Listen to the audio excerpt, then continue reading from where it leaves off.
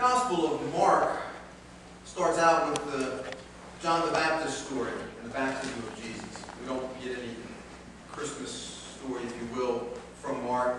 The Gospel of John begins with a beautiful theological statement about the eternity and the deity of Jesus. It begins with, in the beginning was the Word, and the Word was with God, and the Word was God. That's John's theological version of our Christmas story, if you will. But we don't get the traditional kind of story that we think of when we think of Christmas.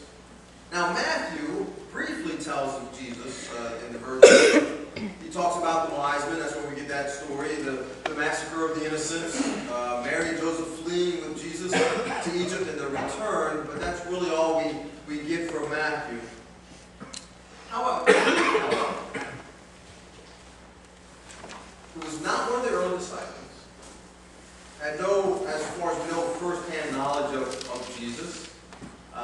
We don't hear about Luke until we get into the book of Acts, which Luke actually wrote, in the history book of Acts, and we see Luke appear later on in the story when he's with Paul. But Luke gives us the most detailed history of Mary before Jesus was born and Jesus the child. Now, because of this, the scholars believe that Luke obviously had to have some sources. He had to have people that he talked to hear these stories. And many scholars believe that he personally interviewed Mary for these stories. It makes sense because we have stories of Elizabeth, Mary's cousin or relative, and Zechariah and the birth of John the Baptist, stories that are kind of like family stories that would have been passed down. We hear about Mary and Elizabeth's conversation when she comes before either of them had given birth. They're both still pregnant, and she talks about John the Baptist leaping in the womb of Elizabeth at the presence of Jesus in Mary's womb. Stories that you wouldn't normally hear from just somebody out on the street who had heard stories of Jesus. We get to hear about the shepherds and the angels in the fields, and how the shepherds came down and visited with them, and how Mary pondered all of this in her heart. We hear about Jesus' circumcision. We hear of his dedication, Jesus' dedication in the temple, and the prophecy of Simeon and Anna. And finally, we hear today's story, and Phil's right, the story of a panicked mother and father, of Jesus staying behind in the big city at 12 years old by himself. I think if Sean was 11, and what if I had left him in Philadelphia or New York City with that would have been like, well, I mean, I wouldn't be here alive to tell you that.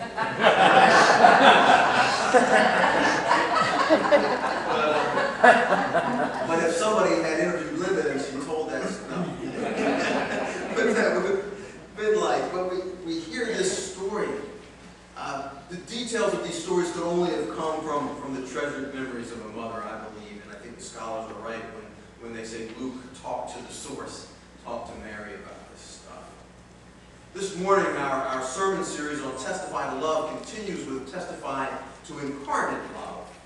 To Incarnate Love. In the Christian church, we talk about the theological statement, the theological understanding of what incarnation is. When we say incarnation in the Christian church in a theological understanding, we're talking about God taking on the form of a human being. God becoming flesh. We hear this best in our scriptures from the prologue of John, which I told you at the very, very beginning of that.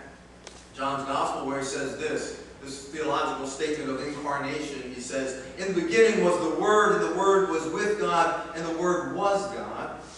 He was in the beginning with God. All things came into being through him, and without him not one thing came into being. What has come into being in him was life, and the life was the light of all people. The light shines in the darkness, and the darkness did not overcome it. He was in the world, and the world came into being through him, yet the world did not know him. He came to what was his own, and his own people did not accept him. And then John goes on to say this, and the Word became flesh and lived among us, and we have seen his glory, the glory of the Father's only Son, full of grace and truth. This is the love of God of which we speak today. A love so great that God chose to come in human form and live among us, live among his own creation. Not some distant God far off, as many people talk, sitting back judging the world, or worse yet, a God who has wound the clock up of the world and set it spinning off into the universe and then just stepped back and disconnected. That's not the kind of God the Bible tells us about. The Bible speaks of an intimate God, a God dwelling with us, coming alongside of us, relating to us in our human weakness and in our own brokenness, living a life on earth. And this is why, because God has done this is why we can hear the stories of Jesus as a child. This is why we can picture Jesus as a baby and Mary as a mother. This is why we can feel for Mary and Joseph as they frantically look for their 12-year-old child on the road from Jerusalem to Nazareth. The anxiety that must have filled Mary's heart as she hunted for Jesus. What must have been the 3 longest days of her life. Jesus was God, yes. But in the mystery of God, Jesus was also a 12-year-old boy. Besides our theological definition of incarnation to mean God in human form, in the person of Jesus, incarnation also has another meaning, which is important for us to understand as we talk about testifying to incarnate love. The dictionary tells us that incarnation also means a person or thing regarded as embodying or exhibiting some quality, idea, or the like. So I could use it in a sentence like, Mother Teresa is the incarnation of compassion. So, in other words, when I think of the word compassion and all it means, the image that comes into my mind is Mother Teresa and the work that she did in Calcutta. The amazing things that she was able to do out of sheer compassion for those children.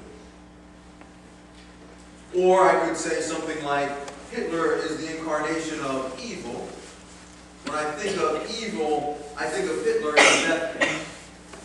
That would be the incarnation of evil for me.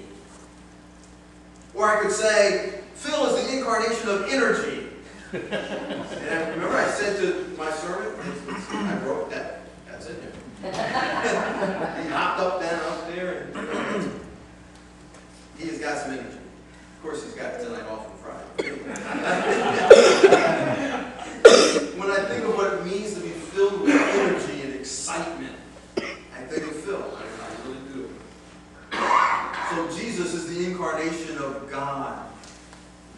He is the perfect image of who God is. He is the Father's love in physical form.